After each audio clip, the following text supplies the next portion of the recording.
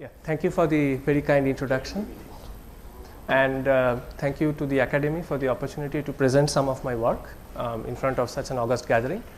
I am part of the Crypto Foundations team at IBM Research, which is spread across New York, Zurich, and Bangalore. And today I'll be giving a kind of a very high-level introduction to the area of post-quantum cryptography, which is something that I focus on.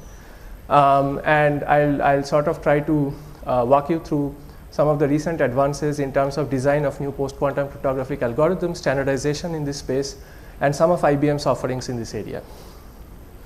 I think I probably do not need to introduce the term cryptography. I think most of you would probably be aware of it if you are using WhatsApp to send a message, if you are using your credit card to make an online payment, if you are signing on to a particular website, or if you are dealing in cryptocurrency, you probably have heard of cryptography.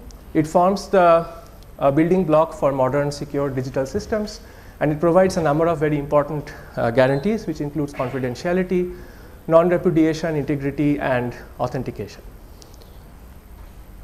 So cryptography has really advanced over the past 40 to 50 years, and it has a very, very large number of applications. But for today's presentation, I will just focus on the most basic application of cryptography, which is secure communication, right? So you have two entities, Alice and Bob, who want to communicate with each other. And unfortunately, they need to do this over an insecure channel in which the adversary can essentially view the packets of messages that they're sending to each other. And the goal here is to have a confidential and authenticated channel, which means that Alice and Bob should be able to exchange messages that only they can see. So in particular, this adversary should not be able to see. And this adversary should also not be able to pose, for example, as Bob to Alice or as Alice to Bob, right? So they know that they are actually talking to each other. So for example, if you are sending a WhatsApp message to your friend, you know that your friend is the one who is receiving the message, and you know that nobody else apart from your friend is actually able to read the message. And there are many examples of such insecure channels. The most popular one that we use every day is the internet, but there's also telecom networks, there's wireless LANs, and many of these. And the magic of cryptography essentially is that we can establish this secure channel between two parties in the absence of any such pre-established secure channel, right? So this really is, I would say, the cornerstone of modern cryptography, and it was sort of introduced by Diffie and Hellman back in the 1970s. So here in this slide, I sort of break down the way in which modern secure communication happens. So you have what we call a symmetric key cryptography, where you actually assume the existence of a costly secure channel. And then you have public key cryptography, where you have no such secure channel pre-established whatsoever. And the way in which modern communication works is a hybrid approach, where you first use public key cryptography to establish this secure channel, and after that you can use symmetric key cryptography for whatever messages you want to exchange. Okay? And the reason for this approach is that public key cryptography is typically very expensive, and so you only use it to establish a secure channel through which you exchange a very, very small key. That key could be as little as for example 16 bytes or 32 bytes of information. And after that, once you have shared that key, you can use it to exchange several gigabytes of information. And that is really, really not costly because you use symmetric key cryptography there. But unfortunately, this magic of public key cryptography, where you can establish a secure channel without having one in the first place, it does not come for free. Okay? And in particular, the motivation for today's talk is the fact that for public key cryptography to be realized, you actually need to make assumptions on the hardness of certain mathematical problems. Okay? In other words, you need to assume that there are mathematical problems that are computationally infeasible to solve within a reasonable amount of time. I'm not going to go into more details of that, or of talking about what we mean by reasonable amount of time, but an example of such a problem is the factorization of the product of two very large prime numbers. Right? So I give you the product of two very large prime numbers, and there is no classical algorithm that, using today's classical computing facilities, can solve this within what I call a reasonable amount of time. And this is an assumption that has been used as the basis of a large number of modern crypto systems which fall within the RSA family. There are similar other problems that we rely on. Unfortunately, once we bring quantum computing mechanisms and quantum algorithms into the picture, the hardness of these problems don't necessarily hold anymore, right? In particular, you may have heard of Shor's quantum algorithm, which is this very famous algorithm from the 90s, which is able to use quantum algorithms for period finding and in particular solve problems like factorization. What this essentially means is that once we have quantum computers that are able to run Shor's quantum algorithm, all of the cryptography that you use today in your day-to-day services would be broken. And the guarantees that I talked about in the previous slides would no longer hold, right? So you're talking about decades old cryptography which has been standardized and deployed massively will stand completely broken once we have quantum algorithms running on scalable quantum computers. Now you might ask, can we run them today? The answer is no. However, we have had significant improvements in quantum hardware. And very, very recently, we have also had breakthrough improvements to the algorithm itself, which reduces the capabilities that it requires from the hardware, right? And so what that means is that this confluence of improvements in algorithms and improvements in hardware could really shorten the timeline for when you might have a cryptographically relevant quantum computer capable of running Shor's algorithm. More importantly, the threats to these algorithms does not only start when you have a scalable quantum computer, it starts today, because adversaries can essentially do what we call as harvest then decrypt. So in the harvesting phase, they take all of the encrypted communication that is encrypted or digitally signed using quantum unsafe algorithms. And once they have a quantum computer, there's nothing stopping them from going all the way back and decrypting or forging all of that cryptographically secure or authenticated communication that they have harvested. And this really, has implications across the entire digital stack. So this brings me to what we call as quantum safe or post-quantum cryptography, which basically refers to public key cryptographic algorithms that run on classical computers. So they don't require quantum hardware to run.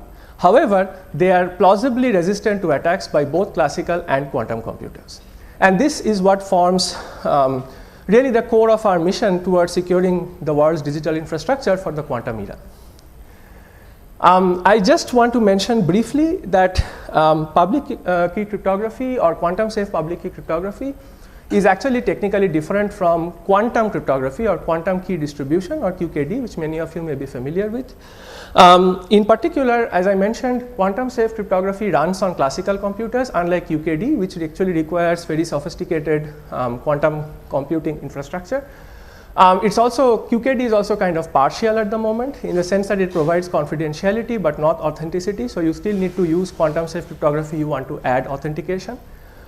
And our view for the foreseeable future is that QKD would probably be deployed and used for very, very specialized applications, probably find applications in the defense sector, for example, whereas quantum safe cryptography is expected to be more broadly used as a drop-in replacement for today's cryptography, right? For example, in the internet or other applications where classical cryptography is deployed today.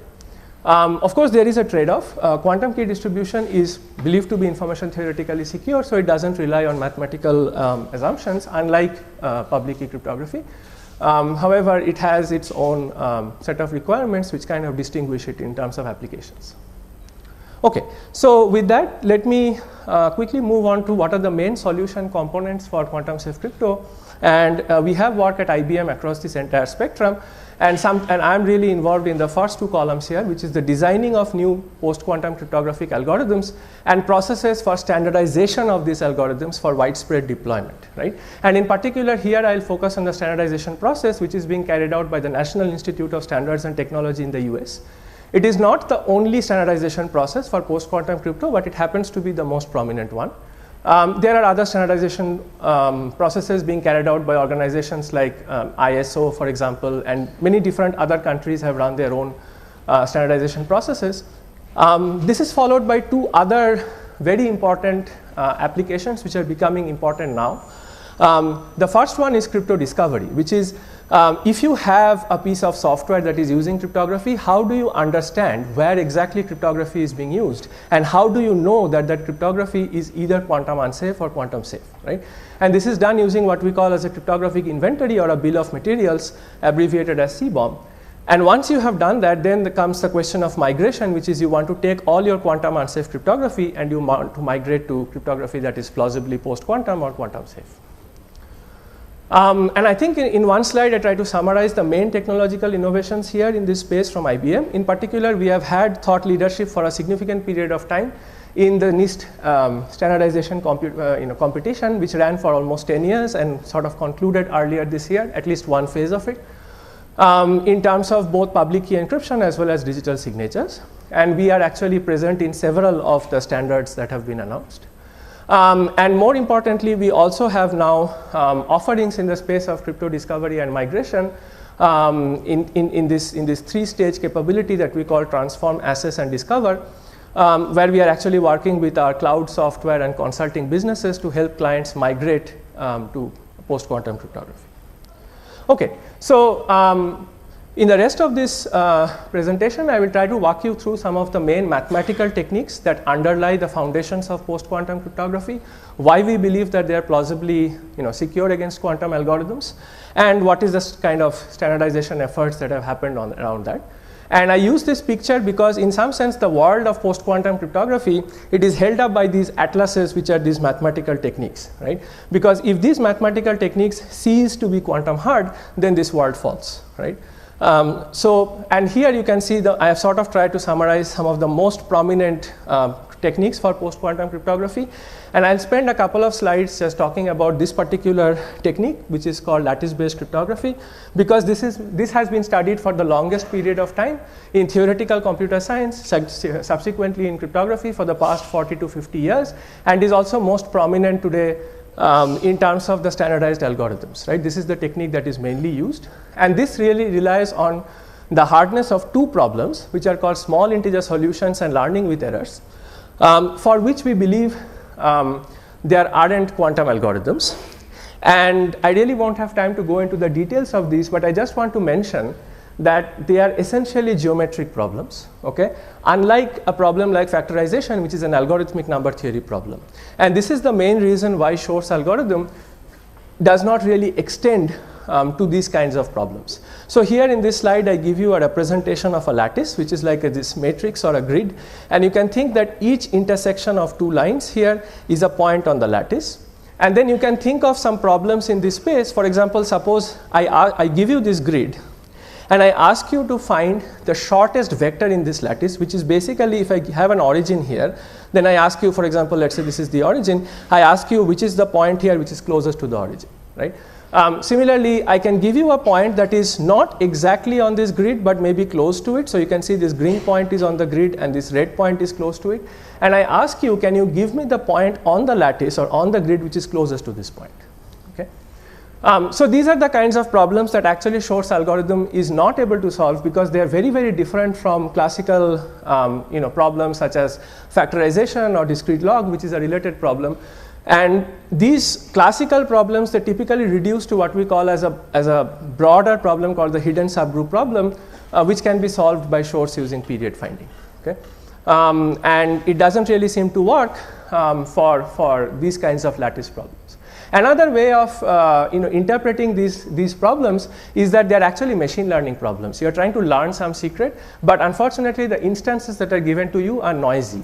And it turns out we don't have good quantum algorithms for denoising these problems for particular choices of parameters. Okay? So that's, if you are interested, if you come from a machine learning side of things, then maybe this interpretation would make more sense. And then there are some other techniques that have also come up in more recent years. These are in different stages of being analyzed by the community, and so we have different levels of confidence in their hardness. I really won't really go into the details. So this is sort of the broad timeline, I would say, for quantum safety. So the NIST PQC competition in particular, it sort of ran for the first set of standards were announced in 2024, but it really in earnest finished its first phase in 2026. And we still have some processes ongoing. In particular, the main project ran for 10 years. It had submissions from all over the world, and eventually it standardized 2 public key encryption algorithms and 3 digital signature algorithms. And among them, Crystal's Kyber, Crystal's Dilithium, Falcon, and Sphinx have all been led or co-led by researchers from IBM. And then we now have a new call for submissions, which started in 2023, which is for additional digital signatures. And this was the round 3 of this was announced earlier this year, and we have 4 out of 9 submissions here from IBM, and I am involved in this one called SkiSign.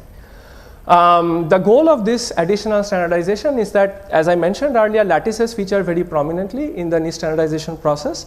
However, if lattices were to break tomorrow, which could happen, then it's sort of like putting all your eggs in one basket, and we don't want to do that. So we want to diversify the portfolio of assumptions from which we know how to do cryptography. It's almost like diversifying your investment portfolio, if that makes sense. And here's a sort of a comparison of the 4 algorithms from IBM, which are currently in this additional standardization process. And I just want to maybe focus on this part of the slide. So the fact that we have the classical standardized digital signatures on the left. So these are widely used, widely deployed today. This one is based on RSA, and this one is based on elliptic curved. It's an elliptic curved digital signature algorithm, or ECDSA. And you can see that the standards that we have today, the post-quantum standards, they're really inefficient. They have much larger signatures and key sizes. And so now the goal of this additional process is to come up with alternatives which would perhaps be closer to these in terms of the compactness in particular. And this is achieved by a subset of these. Right? In the interest of time, I'll keep the discussion at this level, but I'm happy to talk offline about this. And in particular, I am involved in the design of SkiSign, which is currently in the 3rd round of the NIST process. This is joint work with a lot of researchers globally, but also with my wonderful colleagues Andrea, Luca, and Basil from IBM Zurich. And here we actually have significantly smaller signature sizes and smaller key sizes than the lattice-based standards that have been announced. Okay?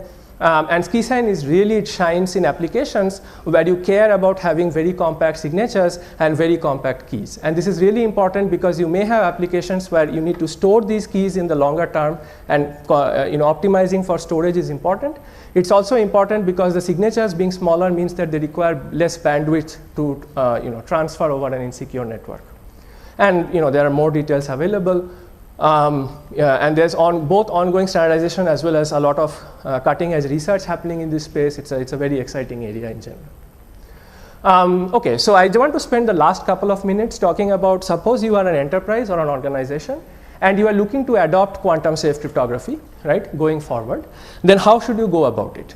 Now, there is a very fundamental principle in cryptography which was introduced by the Danish cryptographer Kirchhoff in the 1850s, which was that a crypto system security should always be based on the secrecy of the key and not the secrecy of the algorithm. You do not want to use your own proprietary algorithms for doing cryptography. You want to use algorithms that are publicly known, that have been standardized, that have been cryptanalyzed over a long time, and all you want to do is you want to make sure that you are keeping the secret secure, right? So this is particularly relevant because in many cases, people are hesitant to use NIST standardized algorithms because they feel that that NIST, being an US agency, might introduce backdoors. The point is that these algorithms are only standardized by NIST. They are not proposed by NIST. They are designed by the wider community, which involves a lot of cryptographers from many different countries. And they have been studied for a long, long time. So there aren't any obvious trapdoors. However, it can happen that some adversary could subvert the security if you have an incorrect implementation of these. So it's very important to implement your cryptography securely. And that's another whole talk which I don't have time to go into. But as long as you are implementing your algorithms correctly, you should not have any issues in adopting these algorithms. And this is the principle on which at IBM, we are helping our clients and partners prepare for quantum safe future with what we call as crypto agility, which is you are agile enough to be able to migrate from quantum unsafe to quantum safe cryptography, and there are products and services which can help you do that, in particular with IBM Z, which is our cloud business, and IBM Guardian, which is our main offering in the quantum safe crypto space. There are demos available for these online, so if you're interested, please do check them out. And finally, of course, being from research, I'm interested in standardization and community, having community impact, and we are involved in a number of these. The most prominent one being the Linux Foundation Post-Quantum Cryptography Alliance, which was launched about 2.5 years back. And we are a prominent player in this space because we have been working with Linux Foundation on standardizing and helping people migrate to quantum safe crypto. That's all I have. Thank you, and I'm happy to take questions. So my question is that are all the PQC algorithms based on the not being vulnerable to Shor, or there are various other attacks that you are looking at? Yeah, so most of the algorithms that I presented in the earlier slides, there are no known quantum algorithms for them. I think the main known algorithm for solving them is, there are algorithms that solve subgraph isomorphism or hidden subgraphs isomorphism, right? So there haven't really been any algorithms that can solve them better than sub-exponential time at the moment. So Shor's obviously does not work, and then we don't have candidates for other algorithms, although this is a very active area of research, and people are looking at potential algorithms for solving them, right? So one thing I do want to mention is, if you are from a computational complexity background, none of these problems are NP hard, right? Which means that we don't have a huge amount of confidence in them. We just know there aren't algorithms at the moment to solve them. At a very high level, can you tell what is this isogeny based approach? I do not know this term. Yeah, so the isogeny based approach, it actually relies on the fact that there are these algebraic maps between elliptic curves, and the problem is given two random elliptic curves, compute the isogeny map between them. And this is a problem that we believe is, well, at least at the moment, there aren't any algorithms that do better than sub-exponential, and there are no known quantum algorithms that do significantly better.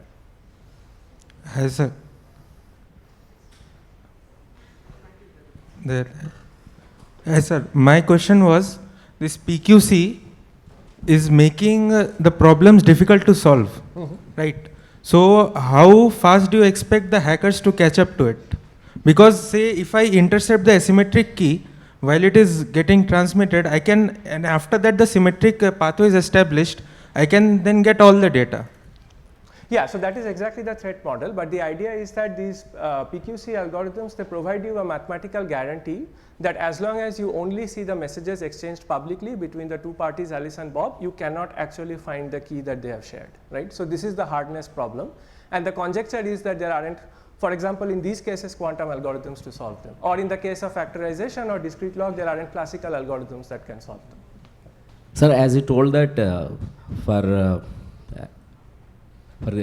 the case of the cryptography, so as you told, actually the key distribution, which is the key is the main factor than the algorithms, right?